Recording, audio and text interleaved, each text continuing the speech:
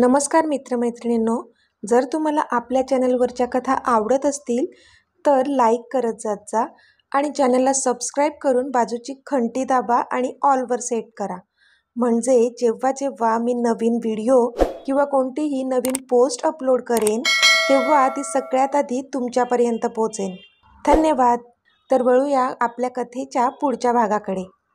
आकर असं म्हणत त्याने पुन्हा चमचा तिच्या तोंडाजवळ नेला, पण तिने तोच चमचा त्याच्या तोंडाजवळ नेला आणि त्याला भरवलं. अगं, मेहंदी खराब होईल तुझी, तो बोलला. होऊ दे, झाली खराब तर, पण तुम्ही खाऊन घ्या आधी, ती बोलली. मी जेवणार आहे ना तुझं झाल्यावर, तो बोलला. नाही आत्ताच, आपण सोबत जेवू, ती तोंड पाडत बोलली. बरं बाई, सोबत जेवूया, ओके, तो बोलला. तशी हसली ती. मग एक घास तिला आणि एक घास स्वतः असं करत त्या दोघांनी जेवून घेतलं. आता पुढे. जानू, मेहंदीमध्ये माझं नाव नाही लिहिलं का, त्याने विचारलं. लिहिलंय, ती तिच्या हातावरचं त्याचं नाव बघून बोलली. मग मला का नाही दिसलं, तो बोलला. तशी हसली ती. आणि दिसणार पण नाही, ती हसून त्याला ठेंगा दाखवत बोलली. तसा तो डोळे बारीक करून तिच्याकडे पाहू लागला. जानू, तो बोलला. मीत, चिडू नका ना, म्हणजे मला असं म्हणायचं आहे की नाव तर तुमचं लिहिलं आहे माझ्या हातावर. ऑफकोर्स लिहिणारच ना, पण ते आता कुठे लिहिले ते मी नाही सांगणार. ते तर तुम्ही शोधणार ना, सापडणारच नाही तुम्हाला, बघाच तुम्ही, ती पुन्हा हसून बोलली. असं मला चॅलेंज करतेस, ह्या अमित राज्याध्यक्षाला? तो बोलला. तशी पुन्हा हसली ती. हो, चॅलेंजच आहे, ती पण ठसक्यात बोलली. अच्छा, दे इथे, बघू तुझा हात, आत्ता शोधून देतो नाव, तो तिच्यासमोर हात धरत बोलला. नाही, आत्ता नाही काय, ती तिचे दोन्ही हात मागे लपवत बोलली. तसा हसला तो. मग लग्नाच्या रात्री, त्याने एकदम सिडेक्टिव्हली विचारलं. तशी लाजून चूर झाली ती आणि तिने मान खाली घातली. सांग ना जान. तरी तो तिला छळत होता. तुम्हाला माहीत आहे ना, तरी उगाच मला छळता. जा, मी बोलणारच नाही तुमच्याशी, ती लटका राग दाखवत बोलली. तसा गालात हसला तो. ओके बाबा, नाही छळत आता, सॉरी, तो कानाला हात लावून बोलला. तशी हसली ती. तुम्ही असे कान धरून सॉरी नका म्हणत जाऊ मीत, ती त्याचे हात खाली करत बोलली. का बरं, त्याने हसून विचारलं. अमित राज्याध्यक्ष त्याच्या बायकोची माफी कान धरून मागतो, असं कोणी ऐकलं तर कसं वाटेल ते त्याला, तिने हसून विचारलं. कोणाला काय वाटेल ते वाटू देत, आय डोंट केअर. लाडाची बायको आहे माझी आणि माझ्या बायकोचा राग काढायला मी काहीही करू शकतो. आणि बायको आहे कोणाची, अमित राज्याध्यक्षाची. मग तिचे नखरे पण तर तेवढेच वरचढ असतील ना, तो बोलला. तशी हसली ती. हो का, तिने हसून विचारलं. मग काय तर, तो बोलला. मीत, ऑफिसमध्ये जाणार आहात का, की मग सुट्टी घेतली आहे, तिने विचारलं. नवरा मुलगा आहे मी, माझं लग्न आहे आणि तू मला ऑफिसला जायला सांगतेस, नॉट फेअर हां, तो नाटकीपणे बोलला. मीत, जास्त नाटकं नका करू हां, लग्न परवा आहे आणि तुम्ही आजपासूनच सुट्टीवर, होऊच शकत नाही, ती बोलली. तसा हसला तो. बरोबर ओळखतेस हा नवऱ्याला, तो बोलला. माझ्या नवऱ्याला तर ओळखतेच मी, पण त्याच्या आधी खडूस हिटलरला ओळखते. तो थोडीच 3 दिवसांच्या सुट्टीवर जाईल त्याची कंपनी सोडून, स्वतःचीच कंपनी असूनही सुट्टी नाही घेत, ती बोलली. तसा तो तिच्याकडे डोळे बारीक करून बघू लागला. जानू, खडूस हिटलर म्हणतेस मला, तो तोंड बारीक करत बोलला. तशी तोंडावर हात ठेवून हसली ती. माझा क्यूट हिटलर, ती त्याचे गाल पकडून लाडाने बोलली. अगं, मेहंदी खराब होईल तुझी, तो काळजीने बोलला. सुकली आता ती, काळजी नका करू, ती बोलली. बाय द वे, तू बरोबर बोलतेस, फक्त तुझ्यासाठी मी घरी राहिलो, पण आता फंक्शन ऑलमोस्ट संपलं आहे, तर मी जाऊन कामच करणार आहे, घरूनच, उद्या पण तसंच, पण परवा मात्र सुट्टी आहे हां माझी, तो तिला डोळा मारून बोलला. तशी तिने नकारार्थी मान हलवली. नशीब माझं, लग्नाच्या दिवशी तरी सुट्टी घेतली आहे, ती डोळे फिरवत बोलली.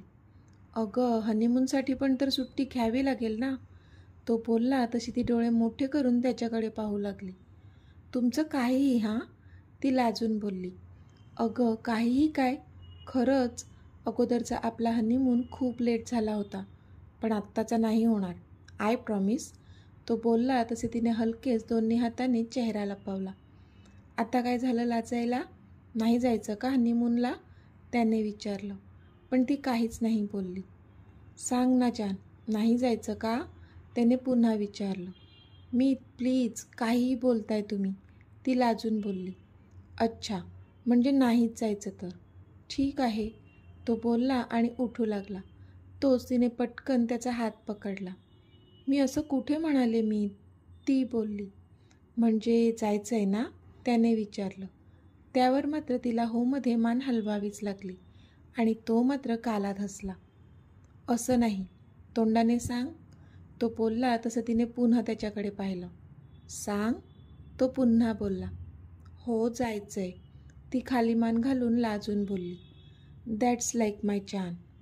चल मग जाऊ मी आता, त्याने विचारलं. चाललात, तिने विचारलं. हो, थोडं काम आहे ऑफिसचं, ते कंप्लीट करतो, तो बोलला तसं तिने तोंड बारीक केलं. छान, जाऊ ना, त्याने विचारलं. मग मात्र तिने होमध्ये मान हलवली, पण तोंड पडलेलंच होतं. जानू, अशी अपसेट नको होऊ डिअर, इव्हिनिंगला भेटणारच आहोत आपण, ओके?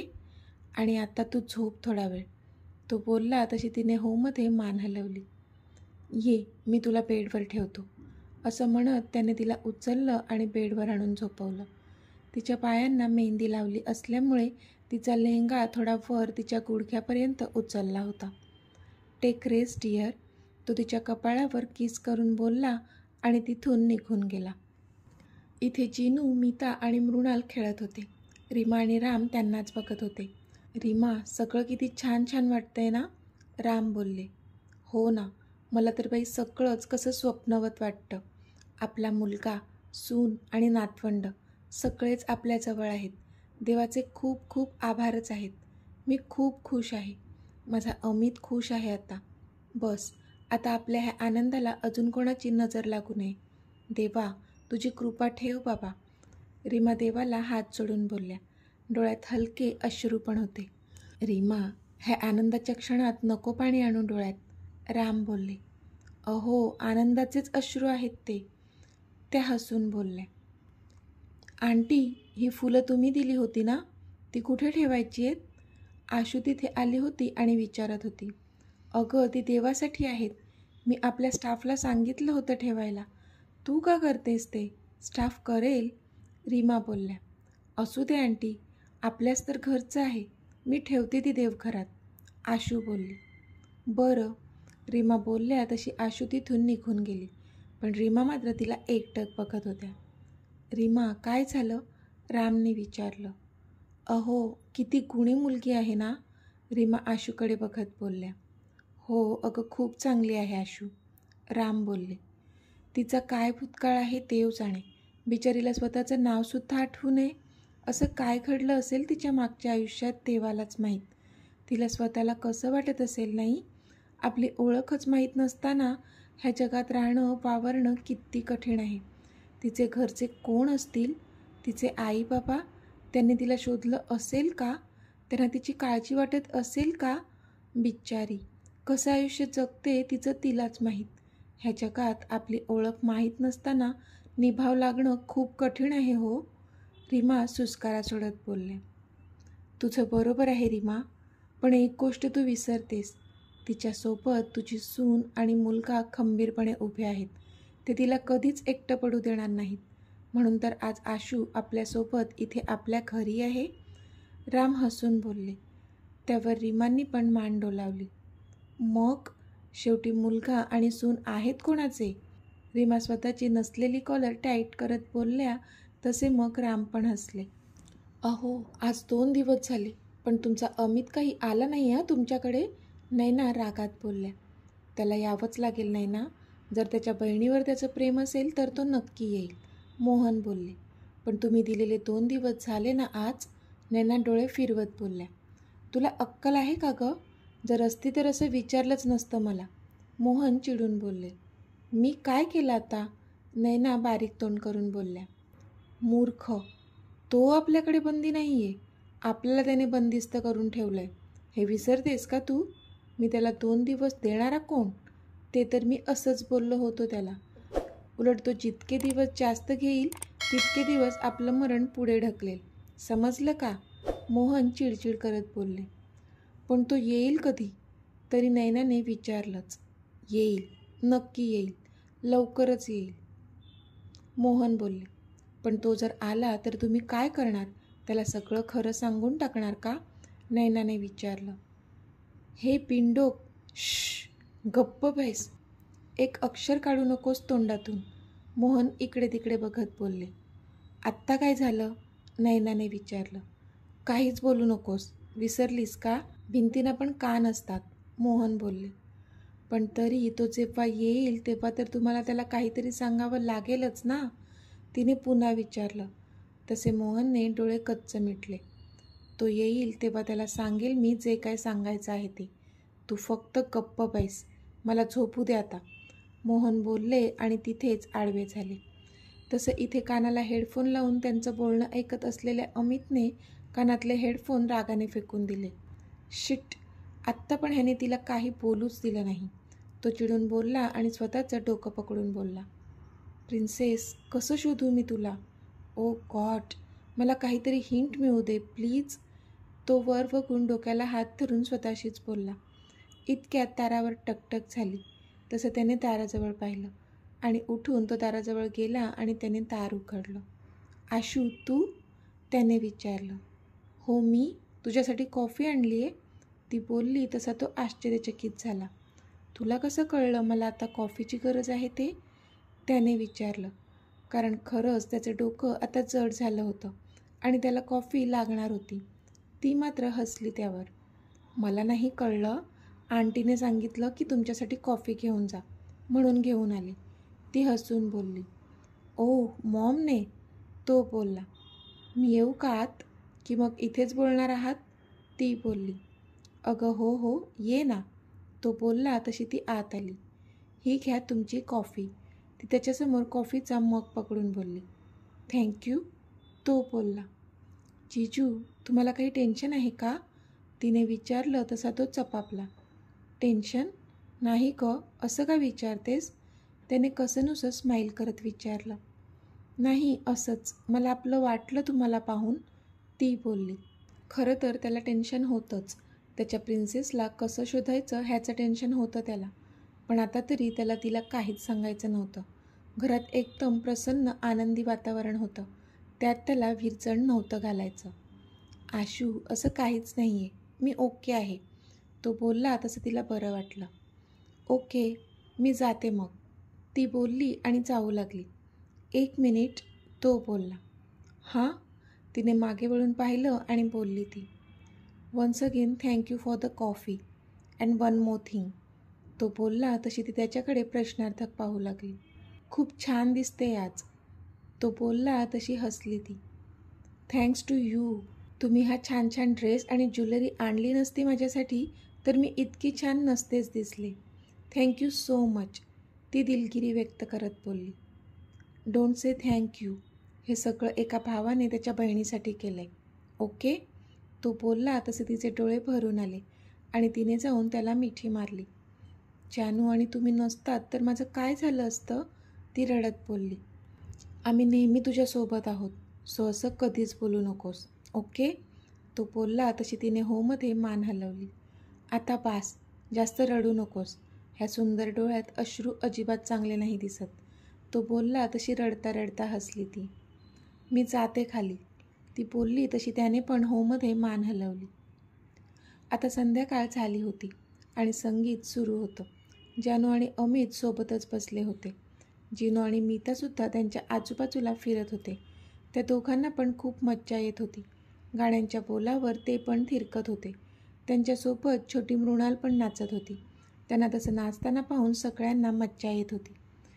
मधू, आशू, अर्णव पण डान्स करत होते. रॉनी मात्र बाजूला उभा होता. अमितने त्याला नजरेनेच इशारा करून डान्स करण्यास सांगितलं, पण त्याने नाहीमध्ये मान हलवली आणि तो गेलाच नाही. पण आता अर्णवने सगळ्यांनाच डान्स करण्यासाठी फ्लोअरवर आणलं. त्यात रीमा, सीमा आणि रॉनी पण होता. अर्णव, अरे मला डान्स नाही येत करता. रॉनी बोलला. चालेल अरे, काही करायचं नसतं, फक्त बॉडी हलवत राहायचं आहे. अर्णव बोलला. रॉनीची अजिबात इच्छा नव्हती, कारण त्याला जास्त डान्स करताच येत नव्हता. पण आता बॉसचं लग्न आहे म्हणताना आणि अर्णव जरा जास्तच फोर्स करत असल्यामुळे त्याला डान्स करणं भाग पडलं आणि तो दोन्ही हात वर करून डान्स करू लागला. पण इथे आशूला मात्र त्याला तसं नाचताना पाहून खूपच हसायला येत होतं.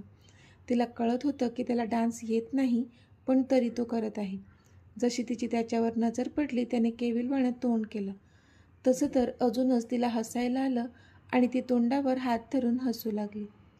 इथे जानू आणि अमित दोघेही सोबत बसून होते. हे क्षण त्यांनी आधीच्या त्यांच्या संगीतमध्ये एकमेकांसोबत नव्हते अनुभवले, कारण तेव्हा ते सोबत तर होते, पण फक्त शरीराने. मनाने तर फक्त तोच तिच्याजवळ होता आणि ती मात्र कोसो दूरवर होती, तिच्या मीच्या आठवणीत. कारण ती ज्याला आठवणीत शोधत होती तो तर खुद्द तिच्या बाजूलाच बसलेला होता, पण त्यावेळी तिला मात्र त्याचं अस्तित्व जाणवलंच नव्हतं. असो, पण हे आत्ताचे क्षण मात्र दोघेही अगदी भरभरून जगत होते. दोघेही एकमेकांच्या डोळ्यात हरवलेच होते की अर्णव आला आणि त्या दोघांना डान्ससाठी फ्लोअरवर घेऊन आला. दोघांनीही कोणताच नकार दिला नाही आणि ते दोघेही त्या सगळ्यांसोबत गाण्याच्या बोलावर थिरकू लागले. जिनू आणि मीता देखील त्यांच्या मम्मा पप्पाजवळ आले. तसं अमितने त्या दोघांना उचलून घेतलं आणि त्या डीजेच्या गाण्यावर तो त्यांना घेऊनच डान्स करू लागला. तशी दोन्ही मुलं पण खुश होऊन अजून जोरजोराने हात हलवून डान्स करू लागले. जानू त्या तिघांना असं सोबत डान्स करताना बघून खूप खुश झाली होती. आशू पण आपल्याच धुंदीत नाचत होती की तिच्या हाताला हिसका बसला आणि तिला रॉनीने ओढलं आणि स्वतःसोबत तिला घेऊन तो आत घरात आला. तसे तिचे डोळे आश्चर्याने मोठे झाले. रॉनी, हे काय सतत ओढत असता तुम्ही? सगळे आहेत तिथे, कोणी पाहिलं म्हणजे? ती चिडचिड करत बोलली. पाहिलं तर पाहू देत, मी नाही घाबरत कोणाला. जबरदस्ती नाही करत मी तुझ्यावर, प्रेम आहे माझं तुझ्यावर. तो बोलला तशी मात्र ती शांत झाली. आणि काय गं, हसत कोणावर होतीस? त्याने विचारलं तशी ती पुन्हा हसू लागली. अरे, पुन्हा हसतेस माझ्यावर? तो बोलला. हसू नको तर काय करू? कसे डान्स करत होतात तुम्ही? ती पुन्हा हसून बोलली. मला नाही येत डान्स करता, पण अर्णवने फोर्स केला आणि बॉसचं लग्न आहे म्हणून आलो होतो मी फ्लोअरवर. तो तोंड पाडत बोलला. काय? तुम्हाला डान्स करता नाही येत? तिने विचारलं. तशी त्याने नाहीमध्ये मान हलवली आणि ती पुन्हा हसू लागली. अगं बास ना, आता किती हसशील? तो बारीक तोंड करून बोलला. आय एम सॉरी, ती स्वतःचं हसू कंट्रोल करत बोलली. पण मी काय म्हणते, तुमचे बॉस तर खूप छान डान्स करतात. जानूने सांगितले मला, ते खूप छान डान्स करतात म्हणे. मग त्यांच्याकडून शिकले नाहीत का इतक्या वर्षात? तिने हसून विचारलं. बॉस आहेत, मल्टी टॅलेंटेड. मी प्रयत्न करूनही त्यांच्यासारखा नाही होऊ शकत, तो बोलला. रॉनी, मी फक्त डान्स शिकण्याबद्दल बोलले, बाकी तुम्ही जसे आहात तसे खूप छान आहात. ती बोलली तशी त्याच्या चेहऱ्यावर स्माईल आली. चला बाहेर जाऊया, सगळे तिकडे डान्स करत आहेत आणि आपण इथे आहोत, हे चांगलं दिसत नाही. ती बोलली आणि त्याचा हात पकडून त्याला बाहेर घेऊन जाऊ लागली. पण तोच तिच्या हाताला हिसका बसला तशी ती जागीच थांबली. तर तो जागीच थांबून नाहीमध्ये मान हलवत होता. आत्ता काय झालं? तिने विचारलं. आशू, तुला त्या मोहन राज्याध्यक्षाला बघायचं आहे ना? चल माझ्यासोबत. तो बोलला तशी ती त्याच्याकडे पाहतच राहिली. आत्ता? रॉनी, 10:30 वाजलेत रात्रीचे, ती बोलली. मग काय झालं? चल, तो बोलला. रॉनी, पण मुलं मला शोधत राहतील, शिवाय जानूसुद्धा काळजी करत बसेल. मला तिला सांगावं लागेल, मी पटकन तिला सांगून येते, ती बोलली. त्याची काहीच गरज नाही आशू, आपण बाहेर नाही जात आहोत, तो बोलला. बाहेर नाही म्हणजे? मग कुठे जात आहोत आपण? तिने आश्चर्याने विचारलं. तू चल माझ्यासोबत, तुला सगळं कळेल, असं बोलून त्याने तिचा हात पकडला आणि तो तिला घेऊन आत गेला. तर मित्रमैत्रिणींनो, आजचा भाग तुम्हाला कसा वाटला ते मला कमेंटमध्ये सांगा आणि जर आवडला असेल तर व्हिडिओला लाईक करा, शेअर करा आणि चॅनलला सबस्क्राईब करून बाजूची घंटी नक्की दाबा. चला तर भेटूया आपल्या पुढच्या भागात. तोपर्यंत धन्यवाद.